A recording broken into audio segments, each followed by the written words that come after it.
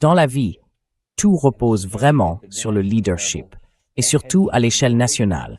Cela a des conséquences majeures sur la direction que peut prendre notre pays. Je vais vous montrer ce qui était autrefois la norme en Amérique, quelles étaient au moins les aspirations que nous avions, et comment cela a produit des résultats très concrets et positifs pour notre pays. Mais commençons par la situation actuelle, avec l'extrait d'hier.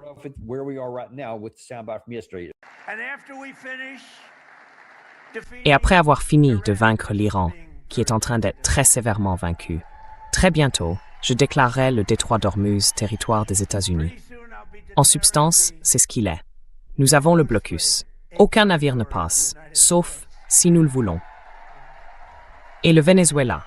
Le Venezuela, ça a été une guerre d'une journée. Et maintenant, nous travaillons très bien avec eux. Nous avons récupéré des millions et des millions de barils de pétrole. Mais nous nous en sortons vraiment très bien. Nous faisons bien les choses, à tous égards. Vous savez, j'ai renforcé l'armée, et maintenant je l'ai utilisée un peu plus que je ne l'aurais voulu, franchement. Mais ce n'est pas grave, parce que nous ne pouvons pas laisser l'Iran avoir une arme nucléaire. Nous sommes d'accord? On ne peut pas le laisser faire.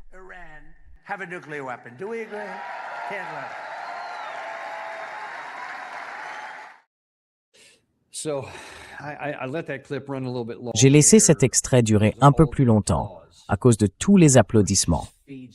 Ce qui, bien sûr, ne fait qu'alimenter l'ego de Trump. Et ça le pousse à continuer ce genre de choses, parce qu'il a réussi à... Il a trompé tellement de gens que... Et on parle surtout de sa base électorale, évidemment, mais ça se propage et ça contamine beaucoup d'autres personnes aussi. Tant qu'il reçoit ce genre de validation, ça continue de renforcer de mauvaises décisions. Et quand les gens applaudissent en plein milieu de cet extrait, à propos du Venezuela, nous sommes entrés en guerre contre le Venezuela. Et comme il l'a dit ailleurs dans ce discours, une guerre d'un jour, puis nous avons tout gagné. Les gens applaudissent ça. Le Venezuela ne représentait aucune menace pour les États-Unis.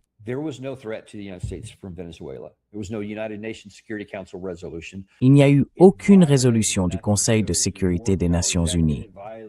Cela a violé la loi de 1973 sur les pouvoirs de guerre et cela a violé la séparation des pouvoirs inscrite dans la Constitution des États-Unis.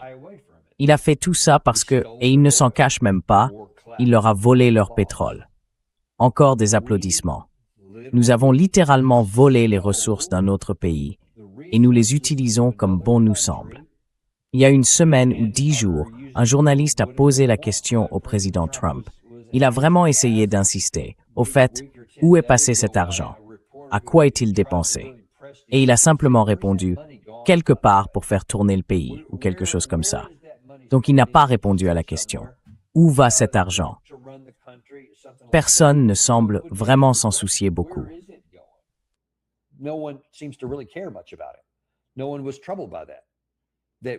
Personne n'en a été choqué. Le fait que nous ayons illégalement, contrairement à l'éthique et à la morale, attaqué un autre pays, enlevé son dirigeant, tué un tas de gens au passage, pour pouvoir prendre le contrôle de ses ressources naturelles et en faire ce qu'on veut. Le président Trump affirme que cela soutient la guerre contre l'Iran. Oui, donc personne n'y voit de problème. Voilà ce que produit un mauvais leadership. Cela corrompt la morale de la population, au point qu'elle applaudit tout ça. C'est de la même manière qu'on en est arrivé à soutenir un génocide. Évidemment, ça a commencé avant le président Trump. Mais Joe Biden mérite la plus grande part du discrédit pour celui-là. Le président Trump a poursuivi dans cette voie, donc il est tout aussi coupable, et davantage encore, d'autres façons.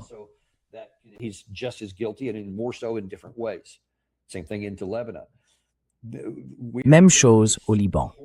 Nous soutenons, littéralement, en payant et en apportant notre appui diplomatique, militaire et financier, le génocide d'un peuple et les abus subis par des populations entières. Des choses qui n'auraient jamais été envisagées par le passé. Et c'est un peu ce que je veux vous montrer. Je veux vous montrer comment on en est arrivé là, parce que ça n'a pas toujours été comme ça. En fait, une bonne direction a produit de bons résultats. Elle a conduit à la paix, dans des régions où cela aurait même pu dégénérer en guerre nucléaire. Et elle a motivé d'autres personnes partout dans le monde à se lever, à relever leurs exigences et à aider leurs prochains. Il fut un temps où les présidents américains montraient la voie et la montraient dans le bon sens.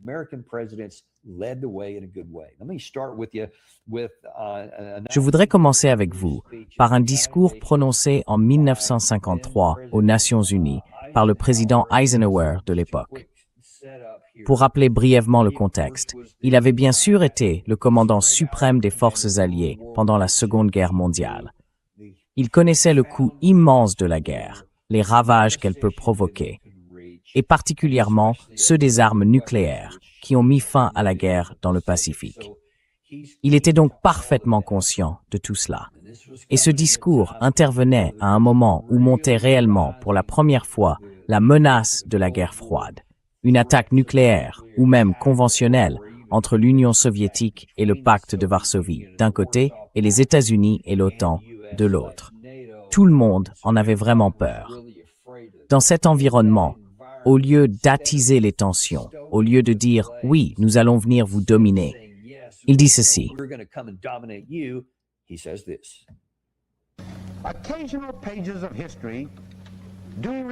Certaines pages de l'histoire retiennent les visages des grands destructeurs. Mais le livre entier de l'histoire révèle la quête incessante de l'humanité pour la paix et sa capacité, donnée par Dieu, à bâtir. C'est au livre de l'histoire, et non à des pages isolées, que les États-Unis voudront toujours être associés. Mon pays veut construire, non détruire. Il veut des accords, non des guerres entre les nations. Il veut vivre libre, avec la certitude que les peuples de toutes les autres nations jouissent, eux aussi, du droit de choisir leur propre mode de vie.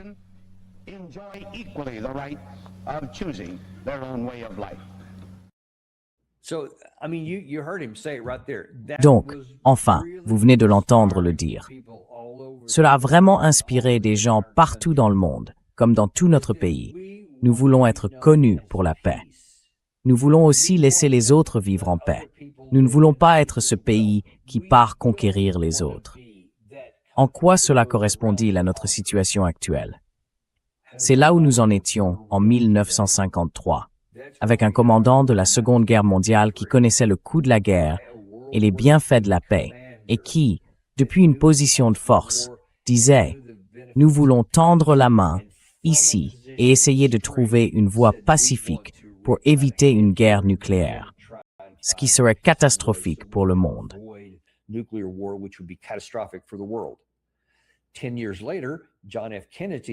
10 ans plus tard, John F. Kennedy s'est rendu à l'American University pour prononcer ce qui est peut-être, s'il fallait n'en choisir qu'un, le discours le plus remarquable de l'histoire présidentielle américaine.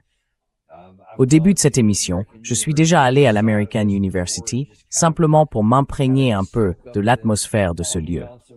Et j'ai revu son discours de nombreuses fois au fil des ans. Je vais vous en montrer un extrait au début, parce que le cadre dans lequel il a abordé toute cette question était important. Et pour situer les choses, nous sommes environ 1 an après la crise des missiles de Cuba, quand le monde était au bord d'une catastrophe nucléaire. Et quand, là encore, la guerre froide était encore plus intense qu'en 1953. Et dans ce contexte, le président Kennedy dit ceci.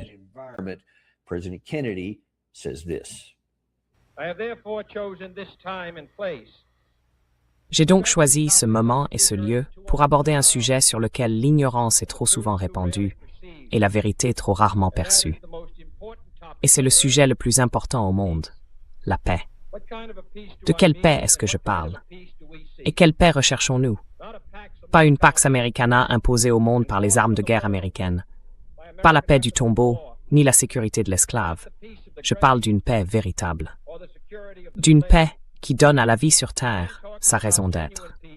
D'une paix qui permet aux hommes et aux nations de grandir, d'espérer et de bâtir une vie meilleure pour leurs enfants. Pas seulement la paix pour les Américains, mais la paix pour tous les hommes et toutes les femmes.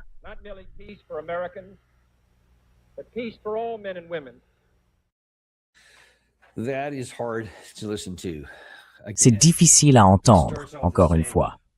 Il commence en disant « Nous ne recherchons pas une Pax Americana où notre puissance militaire domine tout le monde. Nous ne recherchons même pas seulement la paix pour nous-mêmes, mais pour toute l'humanité. » Quand les États-Unis ont utilisé leur puissance pour instaurer la paix, cela a été largement couronné de succès, surtout quand on fait ce genre de déclaration. On s'y engage en partant du principe que nous ne cherchons pas à dominer et à conquérir tout le monde. Nous ne pensons pas que cela mènera à une paix véritable. Le peuple américain suivait ce message, et il a suscité des applaudissements enthousiastes. Malheureusement, quelques mois plus tard, il a été assassiné.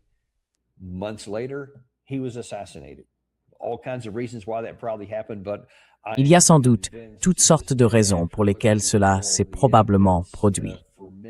Mais, encore aujourd'hui, après avoir examiné tous les éléments pendant de très nombreuses années, je suis convaincu que l'une des raisons essentielles, c'est qu'ils cherchaient la paix. Trop de gens ne voulaient pas de cette paix. Ils voulaient que l'affrontement entre les deux blocs se poursuive. Et c'est ce qui s'est passé. Vous savez peut-être que peu avant son assassinat, il avait signé une mesure pour retirer les très peu nombreux, je crois qu'ils étaient environ 1000, conseillers que nous avions au Vietnam. Et il a dit, « C'est stupide, sortons-les de là, n'empruntons même pas cette voie. »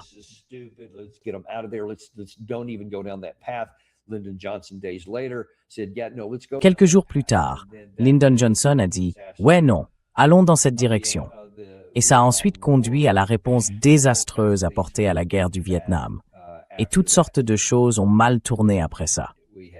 Puis nous avons eu Nixon, qui plus tard a abusé du pouvoir de sa fonction, etc. Même s'il faisait certaines choses qui avaient du sens. Il nous a sortis de la guerre du Vietnam. Mais le mal était fait, et il a fallu du temps pour y remédier. Donc pendant un certain temps, nous n'avons pas eu de très bonnes déclarations comme celle-là. Mais en 1988, George Bush a dit, alors qu'il était candidat à la présidence, « Vous savez quoi? Je cherche vraiment une occasion d'apporter réellement la paix. » Donc, même George Bush.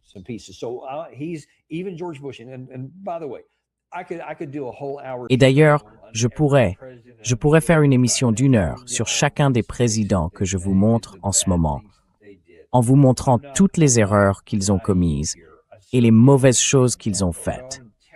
Je ne suis pas naïf sur ce point. Je le comprends parfaitement.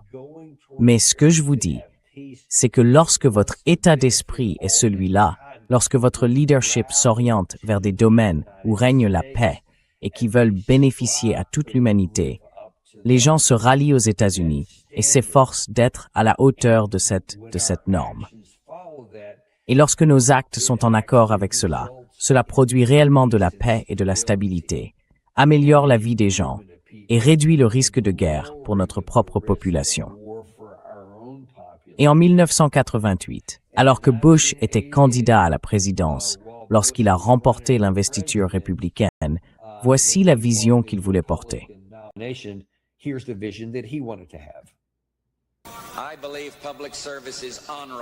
Je crois que le service public est honorable. Et chaque fois que j'apprends que quelqu'un a trahi la confiance du public, ça me brise le cœur. Et je me demande parfois si nous avons oublié qui nous sommes. Nous sommes le peuple qui a déchiré une nation plutôt que d'accepter un péché appelé l'esclavage. Nous sommes le peuple qui s'est relevé des ghettos et des déserts. Nous n'étions pas des saints, mais nous vivions selon des principes. Nous célébrions l'individu, mais nous n'étions pas égocentriques. Nous étions pragmatiques, mais nous ne vivions pas uniquement pour les biens matériels. Nous croyions à la réussite, mais l'ambition aveugle n'était pas notre voie. Mais où est-il écrit que nous devons agir comme si nous ne nous soucions de rien, comme si rien ne nous touchait? Eh bien moi, je suis touché. Je veux une nation plus bienveillante, plus douce.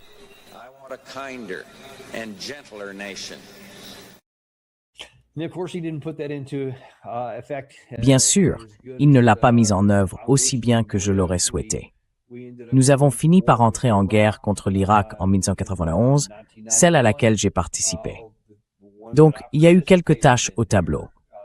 Mais vous voyez, il s'adresse au peuple américain. parce qu'il disait « ce n'est pas ce que nous sommes ». Nous nous engageons sur des voies sombres, parce que tout cela vient de l'époque de la guerre du Vietnam. Alors il dit « regardons, revenons à une époque où nous avions des principes, où nous avions une morale, où nous cherchions à améliorer le sort de l'humanité, à nous améliorer nous-mêmes et où nous aspirions à des idéaux plus élevés. Même s'il n'y est pas parvenu concrètement et qu'il y a eu cette énorme tâche, au moins premièrement, c'était à un moment où Saddam Hussein avait littéralement envahi un autre pays et en menaçait un autre, l'Arabie Saoudite.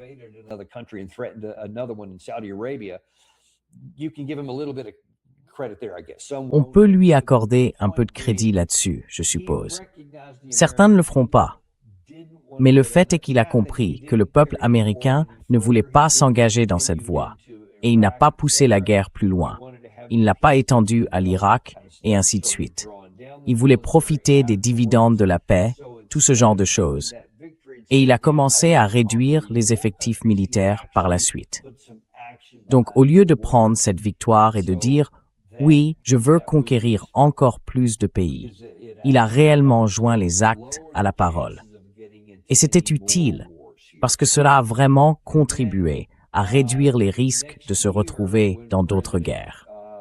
Puis, l'année suivante, lorsque le président Reagan quittait ses fonctions, il a fait cette déclaration célèbre au sujet du monde qu'il avait espéré, qu'il avait essayé de gouverner pendant 8 ans et qu'il espérait léguer aux générations futures.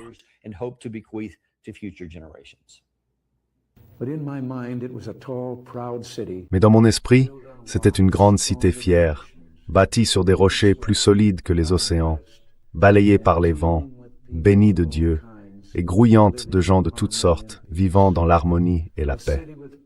Une cité au port franc, bourdonnant de commerce et de créativité.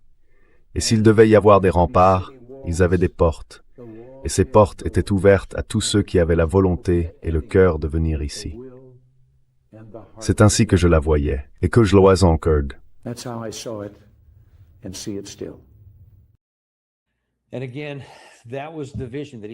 Et encore une fois, c'était sa vision de l'Amérique.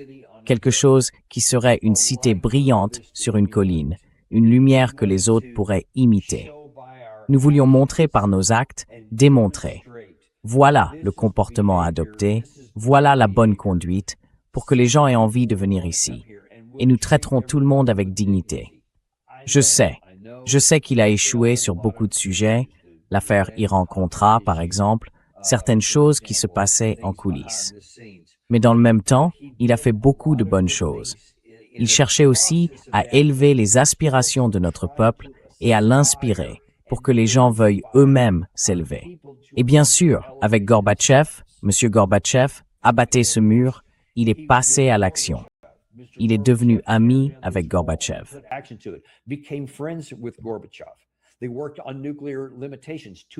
Ils ont travaillé sur la limitation des armes nucléaires, pour éviter le risque d'en arriver à une guerre nucléaire, pour améliorer la vie des gens et pour augmenter les chances que les deux camps puissent se rapprocher. Et bien sûr, c'est finalement ce qui s'est produit avec la chute du mur.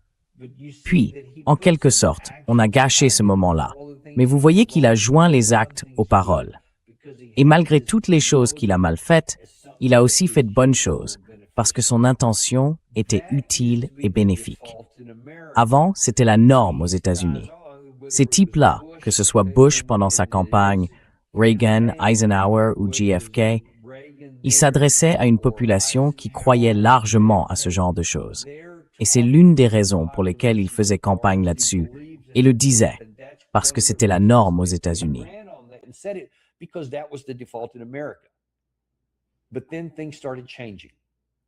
Mais ensuite, les choses ont commencé à changer. Et puis vous savez, ça a évolué. Ça a commencé avec, je ne vais pas reprendre depuis le début, mais disons qu'on reprend l'histoire avec Clinton et son mandat. Il a dit beaucoup de choses positives, mais il a commencé à modifier un peu la nature des choses, avec cette idée de nation indispensable. Nous ne voulons pas être la police du monde, mais nous l'avons été. Mais nous sommes indispensables, nous sommes importants. Donc il ne s'agit plus seulement de la paix pour nous, nous devons en quelque sorte décider de ce qui se passe ailleurs. Et bien sûr, George W. Bush arrive au pouvoir en 2001. Au départ, il dit lui aussi vouloir une politique étrangère plus bienveillante, plus modérée, un peu comme son père, jusqu'en 2001.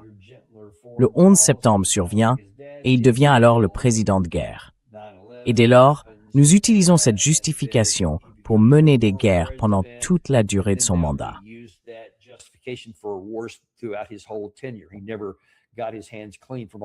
Il n'a jamais eu les mains propres de tout le sang versé au Moyen-Orient et il envisageait potentiellement de s'engager dans bien d'autres guerres. Obama a poursuivi une partie de cela en arrivant au pouvoir, avec la Libye, des frappes en Syrie, etc., à une échelle plus limitée. Cela a simplement maintenu cette dynamique. Et encore une fois, toutes ces situations, chacune de celles que j'ai mentionnées, que ce soit la Libye, la Somalie, différentes régions d'Afrique, peut-être l'Afghanistan, ont toutes continué à éroder la résolution sur les pouvoirs de guerre de 1973. Elles ont continué à démanteler, à grignoter ce qui avait été des garde-fous dans la Constitution entre le premier et le deuxième article, entre le pouvoir législatif et l'exécutif, afin que le pouvoir de faire la guerre ne réside qu'ici.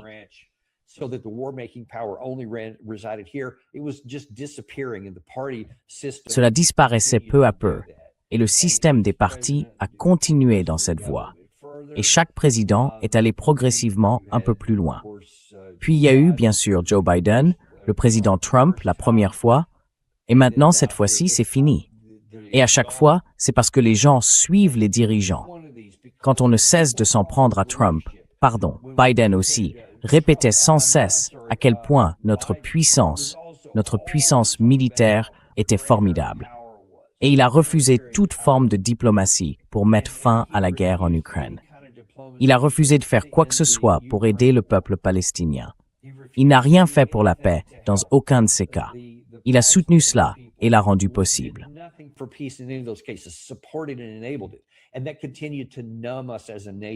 Et cela a continué de nous anesthésier en tant que nation. Et cela a continué d'éroder notre morale, au point que désormais, la force fait le droit. Et si nous employons la force, alors c'est juste, parce que nous avons raison. Nous sommes la nation indispensable. Personne ne peut rien faire sans nous. Et puis Trump pousse ça à un tout autre niveau, complètement démesuré, à tel point qu'il peut menacer de prendre le contrôle de n'importe quel pays. Il peut menacer d'attaquer n'importe qui. Personne ne dit rien. Beaucoup d'applaudissements. Écoutez, il y a une conséquence à tout ça. Ce n'est pas seulement une démonstration honteuse. Ce n'est pas seulement qu'on ne devrait pas vivre comme ça. On ne le devrait pas. Mais ce genre de choses mène quelque part. L'histoire regorge d'empires, de pays, de dirigeants qui continuent à vivre ainsi.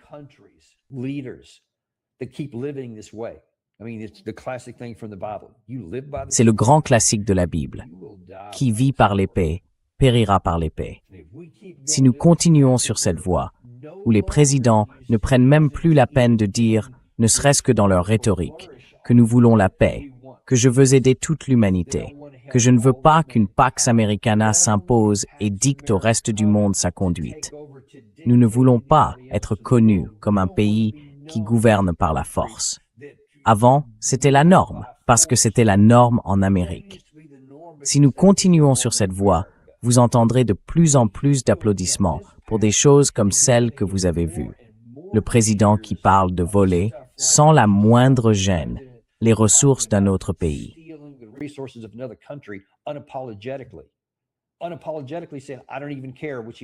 Sans la moindre excuse en disant « je m'en fiche complètement », ce qu'il a d'ailleurs aussi fait séparément cette semaine. Je me fiche que cela fasse monter le prix de votre essence en Amérique, le prix de vos courses. Je m'en fiche. C'est ce que je veux faire ici, en Irak, en Iran. Et on attend de vous que vous applaudissiez ça. Ensuite, il va en souligner la force, à quel point nous sommes puissants. Et de plus en plus de gens applaudissent ça, ce qui l'encourage encore davantage. Et quiconque le suivra arrivera sur les décombres de ce qu'il aura laissé. Celui qui arrivera lors de l'élection de 28 arrivera quand les garde-fous auront disparu.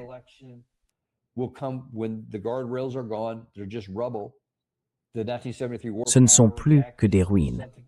La loi de 1973 sur les pouvoirs de guerre est reléguée au passé. Plus personne n'en parle aujourd'hui. Ça ne sert à rien de voter là-dessus, parce que ça n'impose aucune contrainte au président. Un jour, nous aurons créé tant d'ennemis à travers le monde et suscité tant de peur des États-Unis que les gens comploteront ensemble pour écarter ce danger qu'ils voient pour la planète. C'est inévitable. C'est simplement la nature humaine. C'est ce qui s'est produit au fil des éons de l'histoire mondiale. Tous ces empires se sont effondrés, en grande partie à cause de leur pourrissement interne, mais aussi à cause de leur soif extérieure de pouvoir et de domination sur les autres. Et ça ne marche tout simplement pas, parce que les gens n'accepteront pas de vivre sous ce régime-là.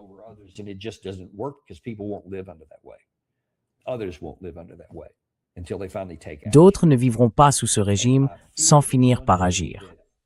Et je crains qu'un jour, notre empire, avec ce mode de vie que nous considérons comme normal, ne s'effondre à cause de la pourriture de notre mentalité et de notre morale.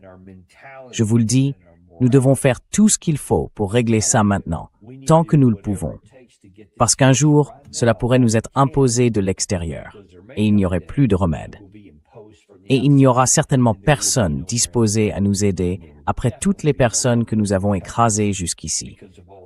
À mes yeux, c'est une menace existentielle pour notre pays, autant que n'importe quelle menace militaire qui pourrait surgir.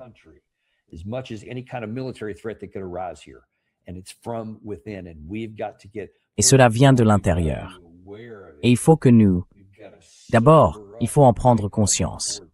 Il faut retrouver nos esprits et nous réveiller avant qu'il ne soit trop tard. Et nous avons besoin de meilleurs dirigeants et de nous débarrasser de ces types qui ne cessent de parler de leur soif de puissance militaire. Il y a toute une série de gens qui se positionnent déjà en vue de votre vote en 2028. Ils voient ce paysage politique et la seule chose qui les intéresse, c'est de gagner. Ils essaient déjà de reprendre ce flambeau. Ne les écoutez pas. Nous avons besoin de quelqu'un qui va faire quelque chose pour nous donner une vraie chance de prospérer en tant que nation, au lieu de nous effondrer. On verra bien ce qui se passe.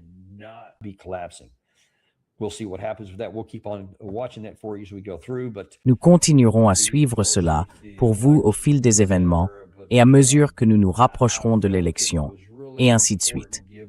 Mais j'ai estimé qu'il était vraiment important, compte tenu de la déclaration du président Trump ici, que nous voyions le contexte de tout cela et que nous comprenions dès maintenant à quel point ces moments sont importants avant qu'il ne soit trop tard. Merci beaucoup, tout le monde. Nous vous remercions de nous avoir regardés aujourd'hui et nous avons hâte de vous retrouver la semaine prochaine dans le Daniel Davis Deep Dive. Vous savez, nous n'avons pas de sponsor parce que nous détestons vous assommer avec des publicités. Moi, je ne les aime pas. Alors, montrez-nous un peu de soutien en retour. Abonnez-vous, aimez cette vidéo et envoyez-la à quelqu'un qui compte pour vous. Like and send this to somebody you care about.